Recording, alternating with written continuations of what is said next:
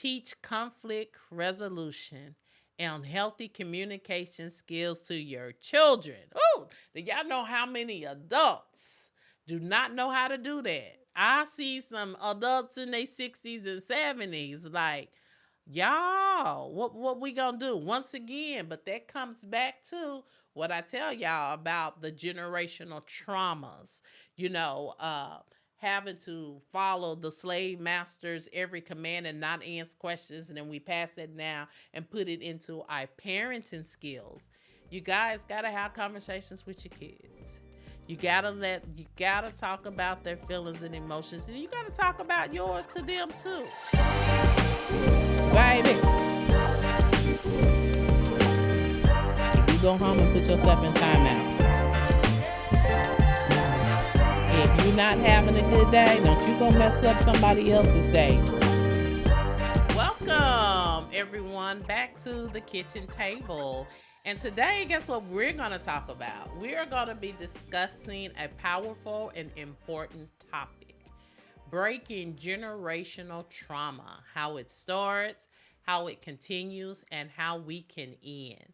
So, as always, y'all know I'm going to break the definition down. So, I'm going to define what generational trauma is. Now, before I get a little into the podcast, I do want everybody to know, because I am a black woman and I am from the black community.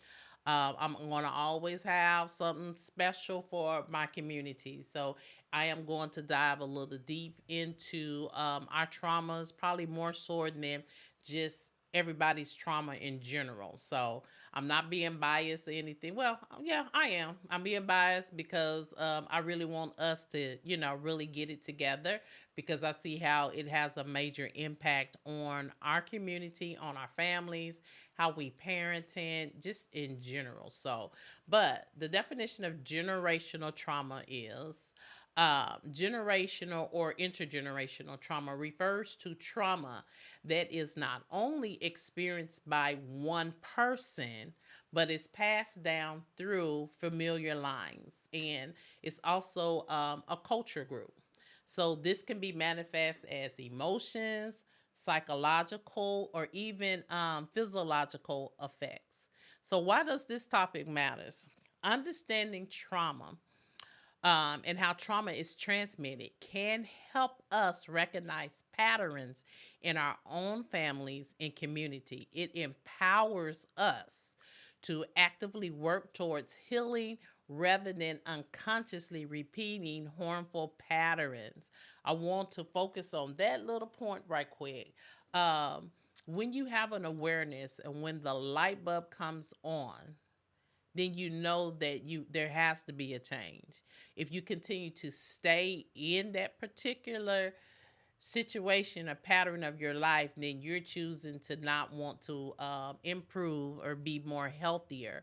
And so, what I recognize in all families, but more so in the black community, is that we have taken some unhealthy norms and we made them norms.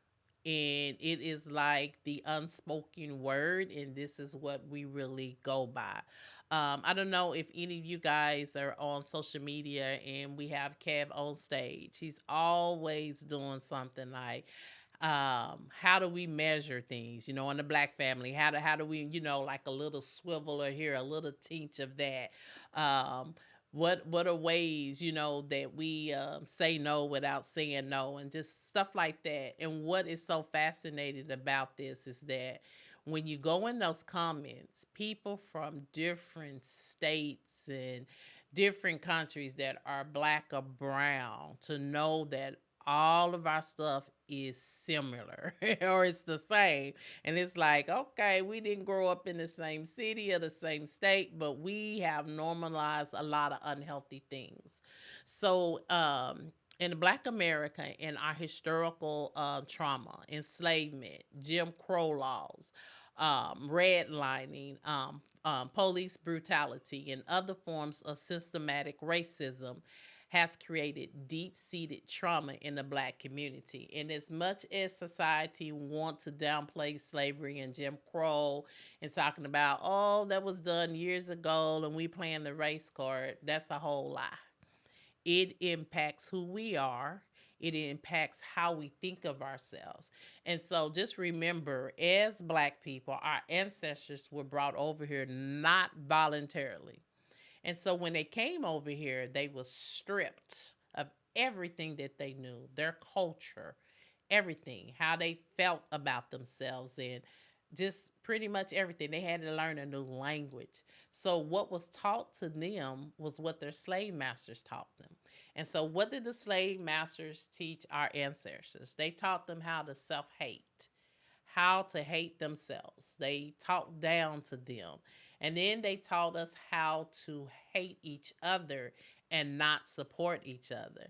Then they taught us how to discipline. They taught us how to work. Now, I will say one of the probably the positive things that came out of slavery, we got some real good work ethics.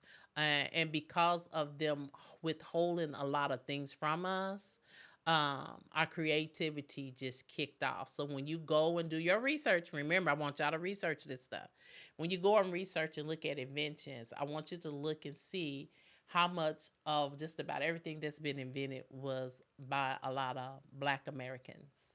We invented a whole bunch of stuff, and that was based off of all the things that we had to do in trying to make the job easier.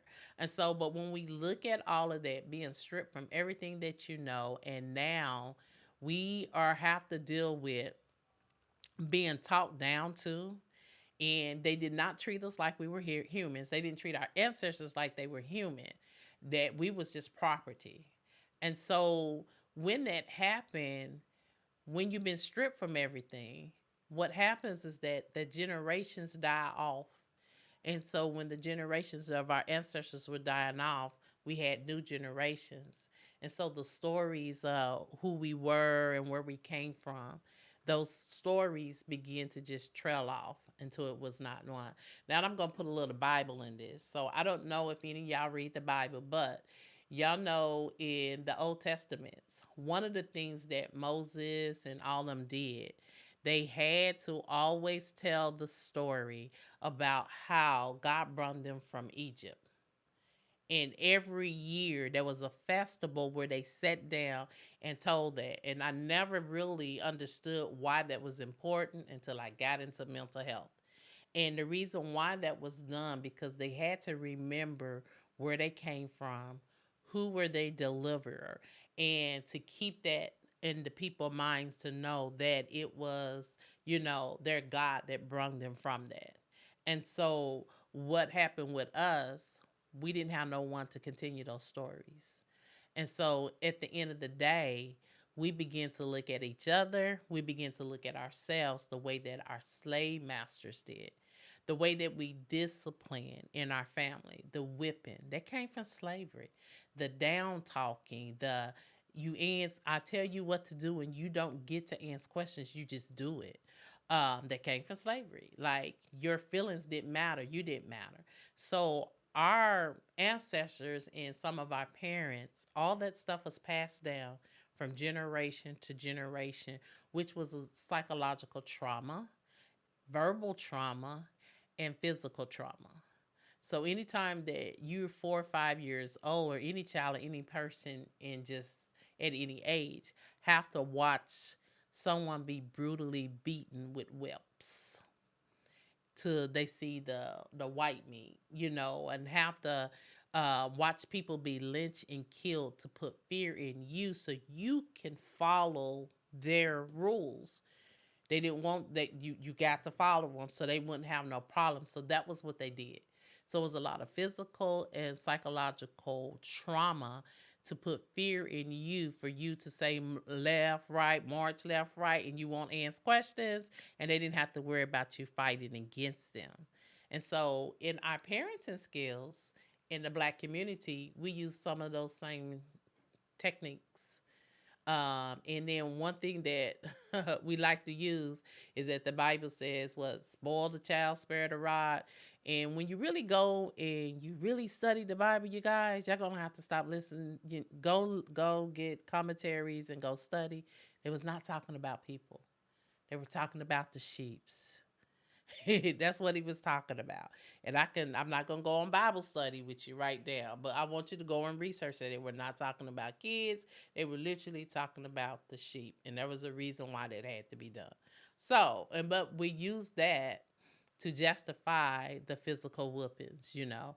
Um, I'm not going to get any deeper on that. But yeah, and that's why come there is not a lot of togetherness in our community. We have a lot of separation.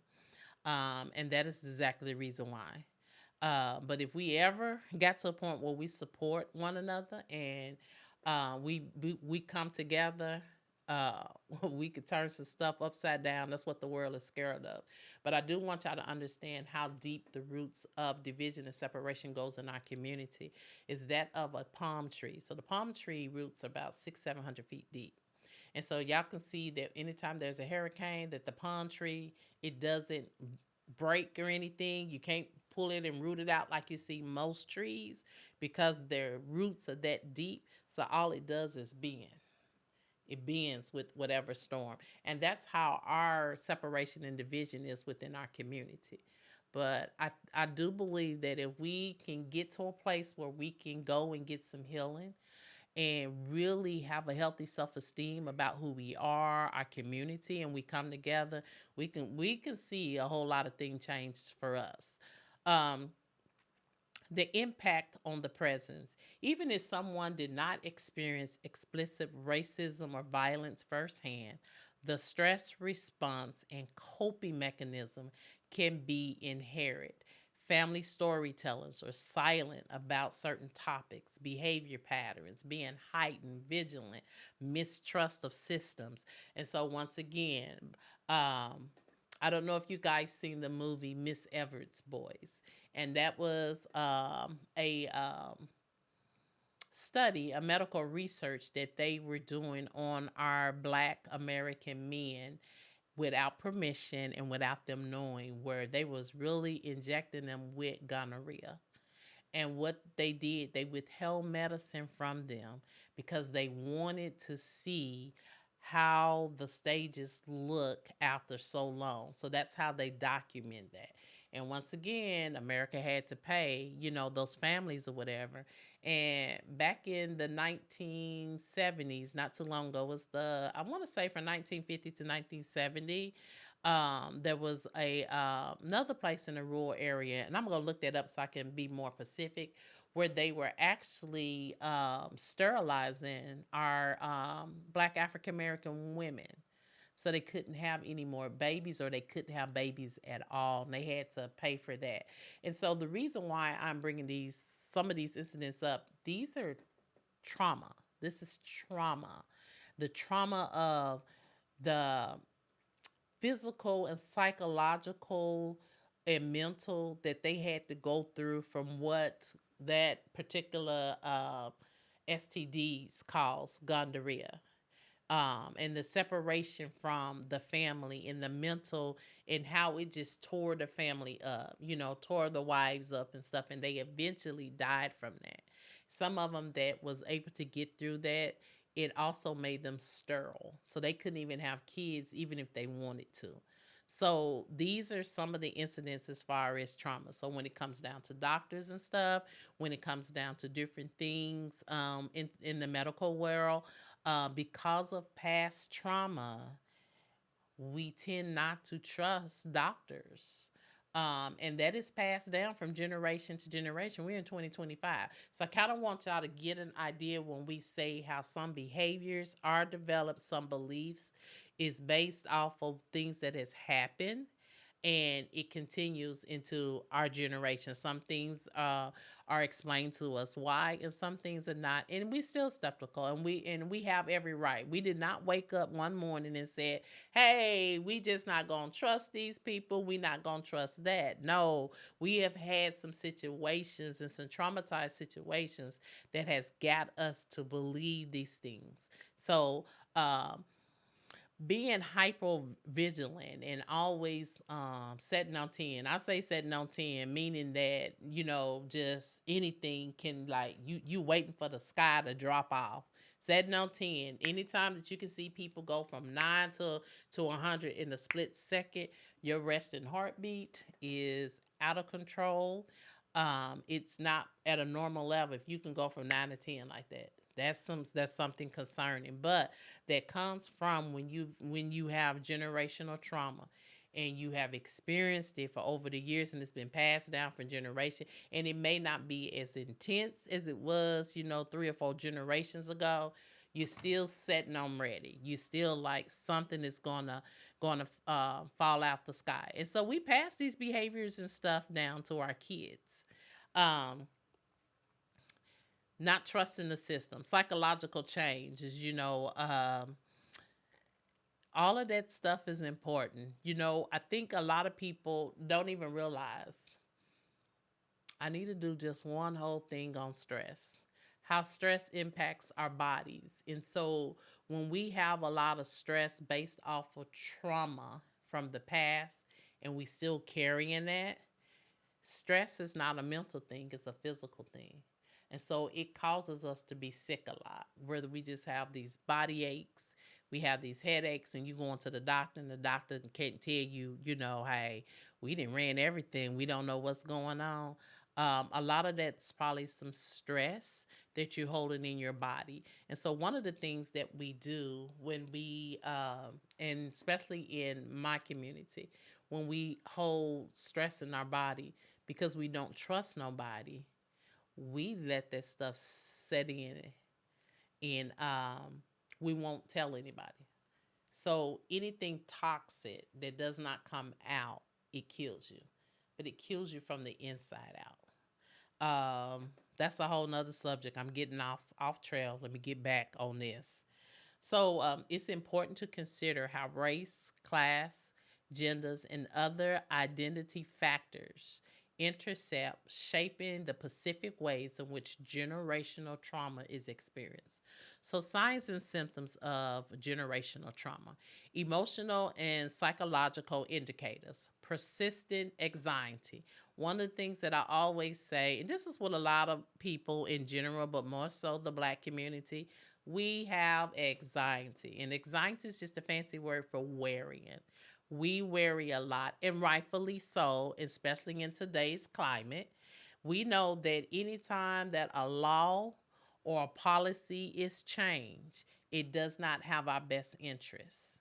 And so we worry it not about how we gonna make it, because we've been through so much, we know how to navigate it. We get frustrated from navigating a lot, but it's like how it's going to impact us and how we're going to move. So trying to figure that out. So we safe in our own homes, but as soon as we walk out that front door and we go to corporate America, or we go into school or something, we know that a policy and a law is changed not to have our best interests. Going to work, especially as a Black American woman, we the only people that can go to work and can't be ourselves because we're labeled as angry Black women. Because when we do speak, we speak animated, for one, and we have a matter of fact, like, y'all not getting ready to play with me today, that type of attitude, but rightfully so, based off of our experience. So it's like, oh, we can put these laws and we can do this, and how dare you stand up for yourself,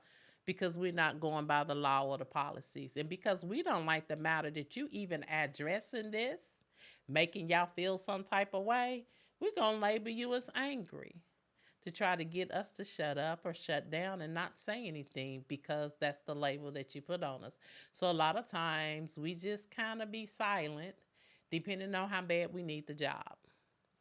But best believe we working on something on that back end, and when we say deuces, we gonna say deuces. But we really can't come to work and be ourselves because everybody is looking at us. We can't. It's what is real sad is that we can't even wear our hair, our natural hair, without it being a big deal. And so that's just some of the things. I'm getting off. Let me get back over here. But depression. Oh, depression. Depression is real, y'all. Depression. There's different levels of depression. Feeling sad, not wanting to go anywhere, not wanting to do anything, not wanting to interact with anybody. One thing I will say about most Black women, We all deal with depression, but one thing we gonna do, we gonna get up and go to work.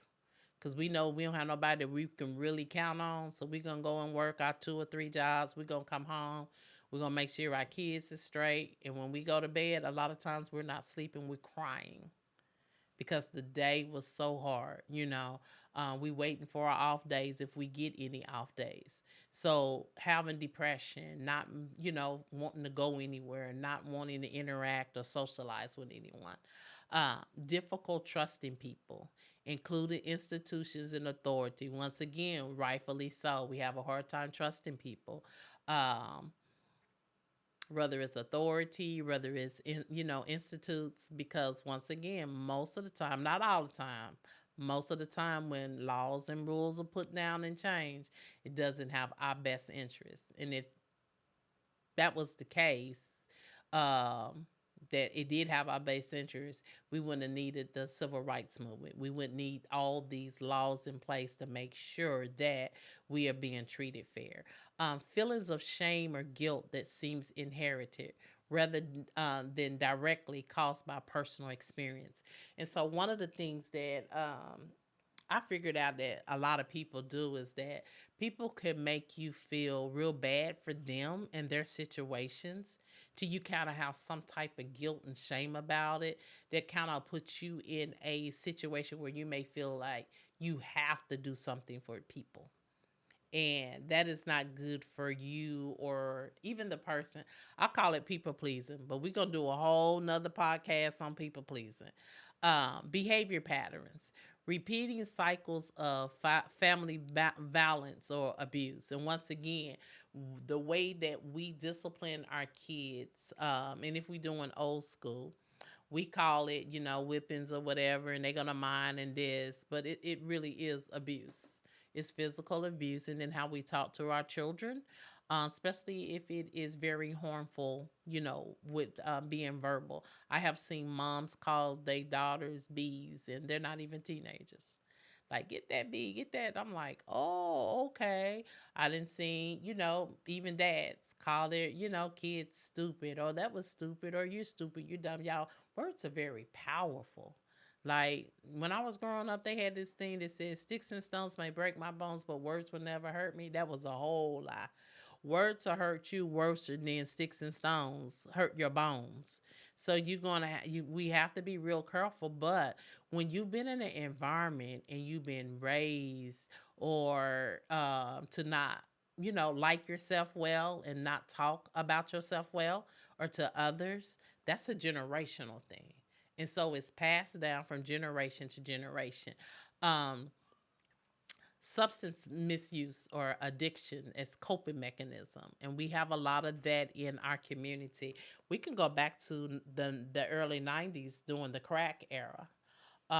During the crack era, a lot of grandmas, it was during that area that they really started raising their grandkids. Y'all, before the early 70s and later and earlier, the marriage in the black community was 85%. Our marriage ratings were higher than any other race. I want y'all to go and research that. Don't take my word. Go and research that. And then we have the 70s come, and once again, society breaking up, families. And what happens is that uh, the fathers having to work 1 and 2 jobs just to make ends meet, and the moms trying to work too because they was working part-time, they weren't paying them enough.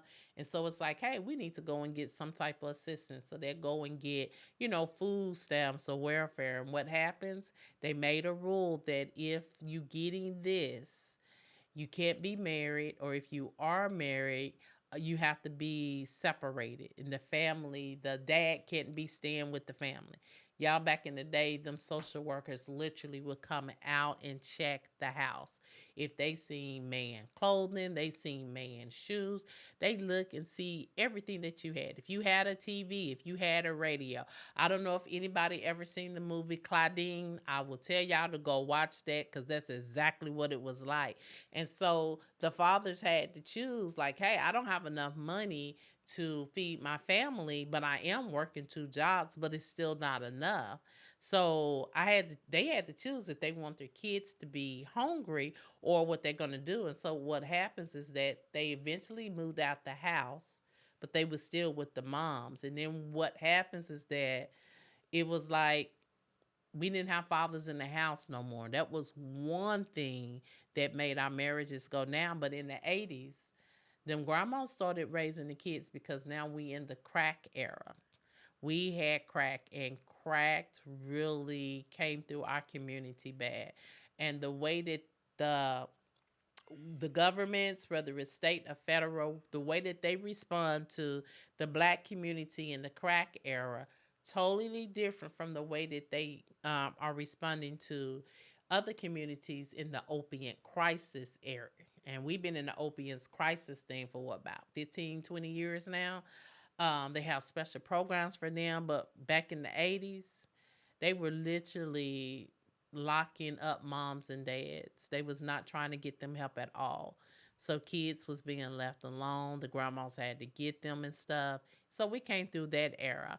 And so and once again, we use addictive behaviors to mask the pain, to stop the hurt and stop the memories. And so that was one of the things that we use. Unhealthy coping mechanism. And so a lot of us in our families, we do not have healthy coping mechanisms at all. They are very, very unhealthy. And so what happens is that the kids see it, they looking at the behaviors, they pick it up, and it continues. Strained relationships, conflict avoidance, or intense fear of abandonment. All of this. Family and community dynamics. Silence around painful historical events. And that's what's trying to happen even in today's era, is trying to silence, about history. History is very important, and not so you can make people feel bad. History is there so we can learn, because we all don't want to keep repeating the same thing and getting the same results. So that's why history is very important. Collective fight or fight mindsets embedded in culture practices. There are a lot of cultures that have different practices. I will say this from my experience of working with a lot of cultures.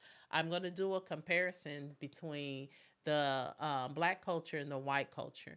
Now, the white culture, I will say, they have no problems coming together and making money. They ain't got to like each other. They can hate each other, but baby, when it come down to their money, they gonna put all that aside and they're gonna come together to make that money. But one of the things that I've learned a lot by working with a lot of white families is that they value, or they place value on themselves on what they have. So where they live, what they drive, what type of car, what type of home, the neighborhoods, just how much money they make. That's where they place their values at. That's what guides them. And those things is where they get their identity from. Not all of them, but most white people. When it comes down to my community, the black community, and I would have to say the brown community too, which is our Latino, and we call them our cousins. Most of ours come from moral. So it's not what we have, it's relationships, having healthy relationships. We have like a real strong Christian background, and using the Bible as a guide, for our morals. So we are more giving and more caring and more wanting to, make sure everybody is okay and helping, versus if we lose something, if we lose a house, if we lose a car or stuff like that, it doesn't impact us as much as other cultures, from the European. It doesn't impact us like that because we're not identifying ourselves with things. And that's just probably because we never really had a lot of things in the beginning. And we know things are going to come and go. What we value most are relationships. That's what healthy relationships. We value family, and we value making sure that we're living a life of worthy. Not all of us, but the majority of us do. And so, those are some culture practices that and family and community dynamics that can kind of be a little traumatizing, because sometimes if you're not on the certain social status, uh, people treat you different. They're not kind to you, and it can be very devastating to not have those connections, because if that's how you was raised and trained, that's what you expected. How trauma persists and how does it spread? So cultural transmissions, so telling stories, myths, and unspoken rules within the family and community can perpetuate negative beliefs about self-worth or safety.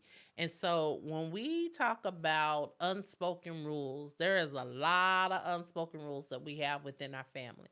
Some families, we already know that what goes on in the house stays in the house. That's what is a lot that is told. So that's an unspoken rule. That's something that's been passed down from generation to generation. In reality, there's some things going on in the house that need to be told in order, to save the house, because there's a lot of trauma going on.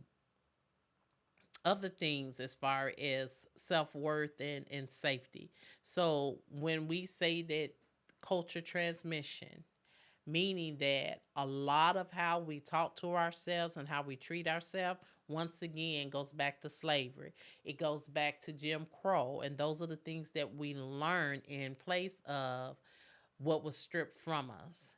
So we passing that down. We're not talking kindly to ourselves. Doesn't have a high self-esteem about ourselves neither. But we also not kindly to our families and to each other and friends. We'll be there to support or whatever to some level, but after that level, we really not kind to each other. Um, Learning coping strategies. Children often mirrors their parents' emotion and response.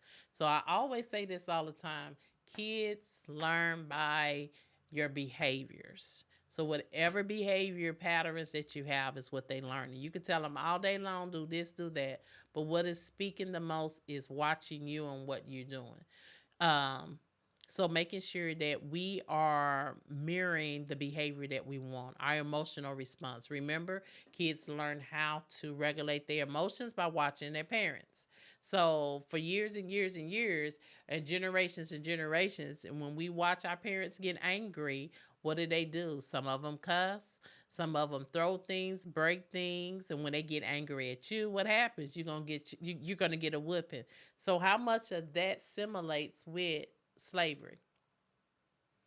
When the slave master got mad and when the slaves wasn't doing what they supposed to do, what did they do? They whipped them physically, and they also hollered and screamed at them and called them all kind of bad names and stuff like that. So this is what I want y'all to really look at, how generational trauma is passed down. Unresolved trauma in one generation can appear as heightened stress response in the next. Systematic reinforcement, ongoing discrimination, economics disparities, and limited access to mental health resources can exuberate trauma cycles. So when you don't get help, you don't know what to do, and what you always revert back. The mind always revert back to its default. So it's going to always be reverting back to what you know how to do, even though it is unhealthy for you, because that's all you know. One of the things that Maya Angelou and Oprah Winfrey always said is they said that when you know better, you do better. And it's time for us to start learning how to do better. So, with that being said, steps to break the cycle of generational trauma: acknowledge and name the trauma. Some of us are so scared to talk about things. Some of us are so scared to acknowledge things. And I get it. I do know that what you talk about the most, you're going to give power to that. But there is a difference between talking about it and doing something about it. Those are two different things. But in order for me to change and to do something about it, I need to talk about it. I need to be in a place where I can process things and get a different perspective on it so I can see what I need to do to change. So, being able to recognize your past hurts and naming them, whether they are from family members, whether they're from stories of what they told, you have to be able to do that. And having an open family dialogue, sharing stories can be the first step to demystifying unspoken pain. One of the things that I would encourage you guys to do, especially with your children, is that you do want to share stories about some of your childhood experience. And there's a way that you can share it with them where you don't have to go into details a lot. You have to be uh, able to share with them on based on their level. Seeking professional help, therapy, counseling, trauma informed care can be vital. Using my modalities. Oh, I don't think I said that right. But using interventions, we're going to use the other word. Using intervention as EMDR, eye movement desensitization, and reprocessing. We have CBT. CBT is my favorite one. That's cognitive behavior therapy because we're dealing with that your thinking pattern. We're dealing with the way that you think. All those can help address deep seated trauma. Culture competence therapists, understanding the specific nuances of generational trauma in anybody's community, whether it's Black, Asian, European, Latin, Latino, any community, and other marginalized group. One thing I will say this, I am gonna say this, so any therapist that's watching this, you're getting ready to get mad, and I'm okay with that. One of the things that I've learned when I was in corporate America is that we have a lot of culture competence training for therapists. It's a lot of it out there, and they take the training, they get the training hours, you do the what they call it, the role play and all of that, but it does not go beyond the classroom. It doesn't go beyond the training. I've seen a lot, not everybody, but a large portion of them will not use what they learn in training.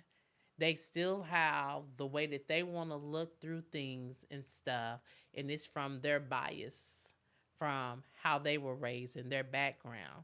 And that is not always healthy. And so when you find a therapist, and even though they have that, if they're not using what they learn in the culture competence training, you are wasting your time with the therapist. Um, Building supported communities, mutual aid, community centers, church groups, grassroots or organization can offer collective support and validation. One of the things that I think we need to get back to that I don't see a lot, especially in the Black community, is having that community support. This generation is different, and that's not all bad. But when I look back in my generation and I was coming up, we had a lot of community support, community groups, and things that you can do, and you can connect with to help you. One of the community support that I'm going to talk about right now, and I'm going to veer off, but for fathers, I don't care if you married. I don't care if you separated. I don't care if you're not married. I don't care if you co-parent or not. There is a organization here in Tulsa, Oklahoma called Birthright Inheritance. Let me pull it up to make sure I got the name right. But what they do, they offer a lot of support for you for the fathers out there, because we all know that Oklahoma is a mom state, and yeah, but they offer support. They have legal support for you guys. They have like different workshops and stuff that you bring your kids to, and y'all learn how to do different things with your kids for those fathers who don't have a guide and who doesn't have a map. And a lot of times those are the fathers who did not have a father in the home, or the father was working or wasn't present. And so you out here trying to father and don't have a guide. So I will encourage you guys to make some connection with that. And it's a real good nonprofited organization. Let me pull it up. Uh, and I can give you all the name, the full name of it.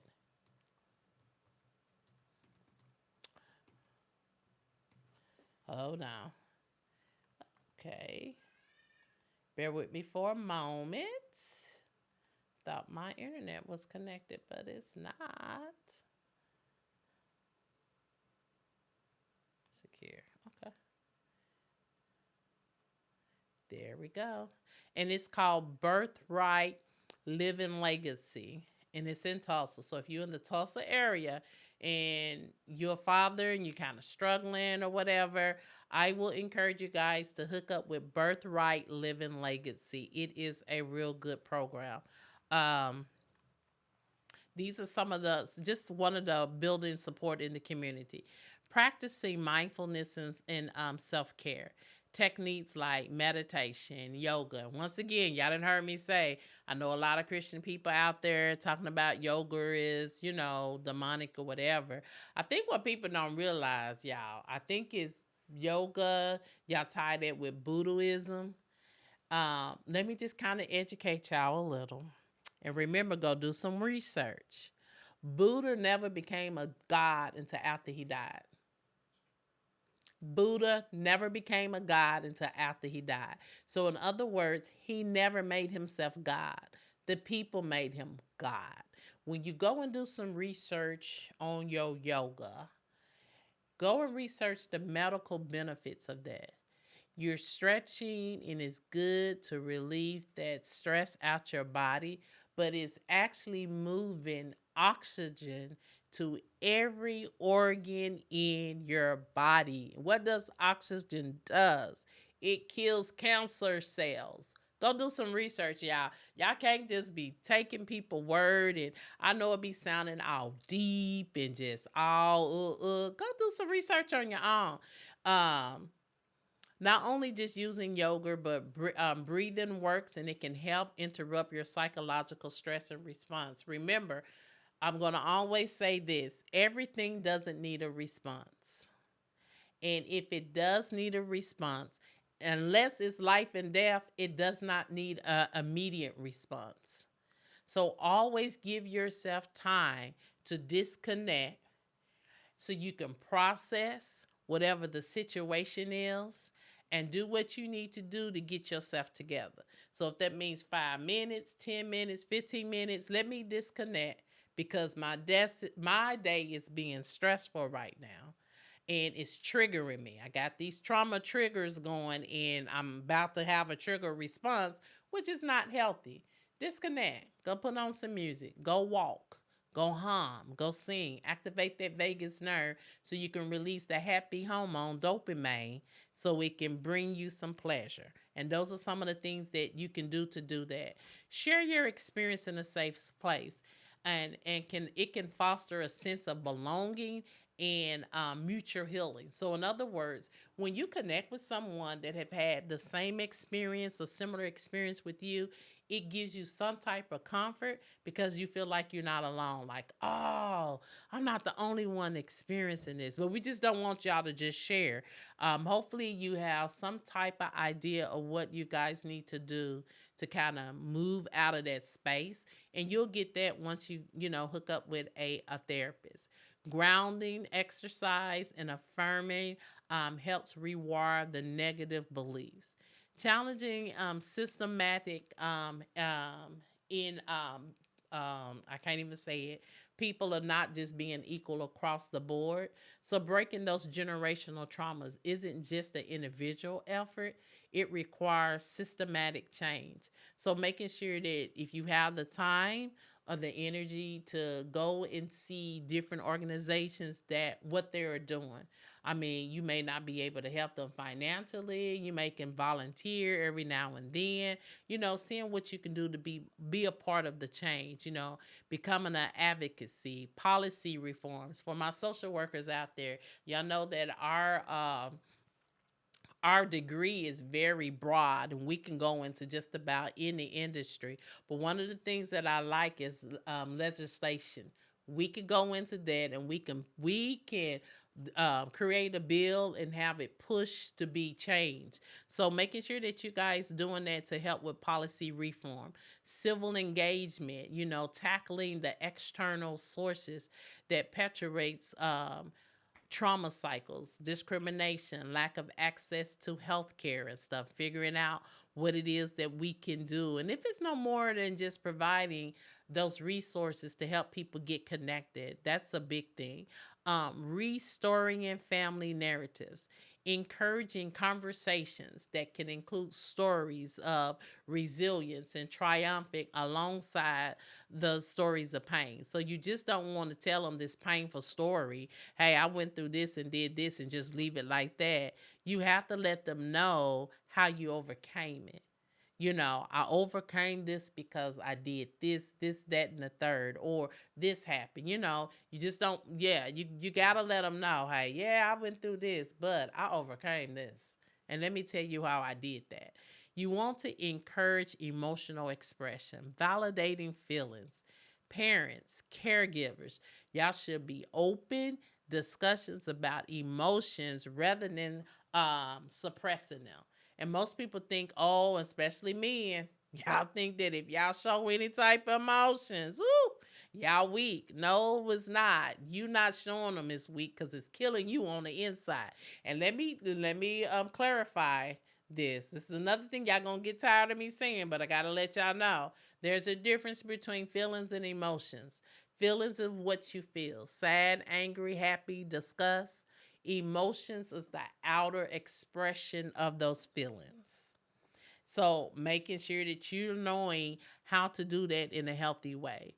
Teach conflict resolution and healthy communication skills to your children. Oh, do y'all know how many adults do not know how to do that? I see some adults in their 60s and 70s like, y'all, what we gonna do once again? But that comes back to what I tell y'all about the generational traumas. You know, having to follow the slave masters every command and not answer questions, and then we pass that now and put it into our parenting skills. You guys gotta have conversations with your kids. You gotta talk about their feelings and emotions, and you gotta talk about yours to them too. And you gotta teach them how to resolve conflict. That's one of the major keys that I see, not resolving conflict. And then the families will go 2, 3, 4, 10 years without talking to each other. And then all of a sudden a event happened and we all come together and then everybody act brand new like nothing ever happened.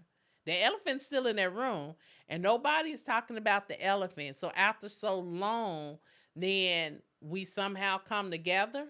But then something can happen, and what happens is because we never resolve the conflict and we never heal from the pain of that conflict, somebody can say something or do something, and it triggers and take you back to that conflict, and you re-experiencing that again, and then we all separated again, and we going to hold another 10, 12, 13 years without talking to each other, and that's not healthy.